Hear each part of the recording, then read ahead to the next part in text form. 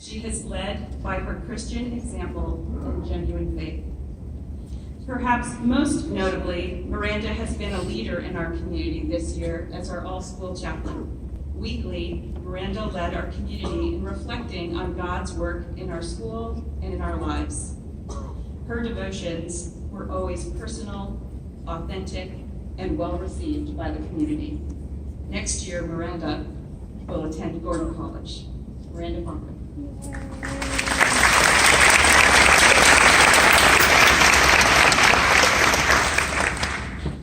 I stand before you this morning a completely different person than who I was 4 years ago. In fact, I would never have had the confidence to give my testimony today had it not been for the love and acceptance that I have received from my mom, my dad, my sisters, my church, my mentors Kyle and Christy Smethers, my friends, my peers, my camp counselors like Johnny Rosa, who's here today, and the entire LCA community.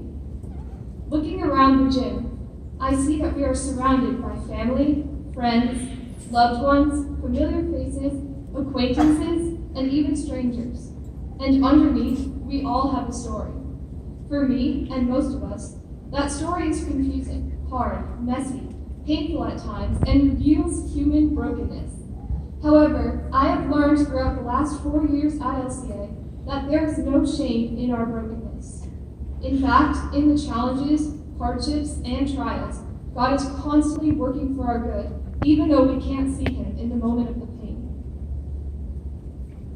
It was here at LCA, through being welcomed by upperclassmen, cared for by teachers, and loved deeply by friends and classmates, that I learned how to accept my brokenness, share my story despite the pain, and model vulnerability to honor the Lord with my life.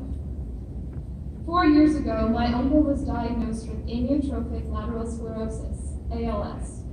It is nearly impossible for me to describe in words how it changed my life and my family's life. My playroom became his bedroom, and my parents became his caretakers. I wanted to be a normal family and to have a normal life, yet God knew what I needed, even when I couldn't understand what was best for me at the time. Looking back, I know now that LCA was exactly the place I needed to be throughout this season. As I wondered, why did my uncle have to get sick? Why did I have to watch him suffer? Why couldn't I have a normal childhood? LCA provided the supportive community for me to stay strong in my faith despite my questions. When my uncle passed away last August, I was able to reflect on how I took this hardship and transformed it into an amazing growth experience for my life and testimony of His power. His relentless disease opened my eyes to true compassion and sparked my desire to pursue a career in the medical field. His subtle ways of thanking my family, remembering our birthdays, and greeting us with a smile showed me that He appreciated our hospitality and taught me forgiveness and humility.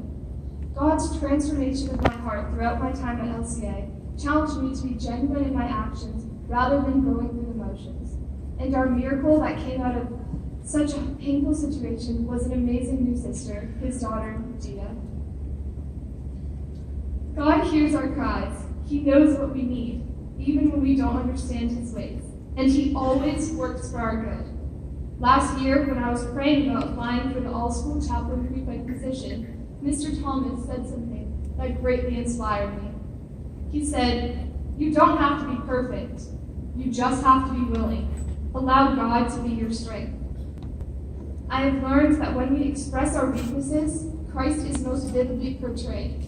Therefore, my challenge to you, whether you are a teacher, a faculty member, a student, a guest, a grandparent, a parent, a guest of any kind, or just a friend or a sibling, is to accept your weaknesses, to model vulnerability in order to glorify God and let His strength shine through your weaknesses.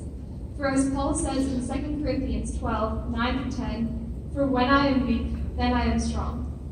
And it is through my season here at LCA that I learned to rely on the Lord through it all from all of you. Thank you so much.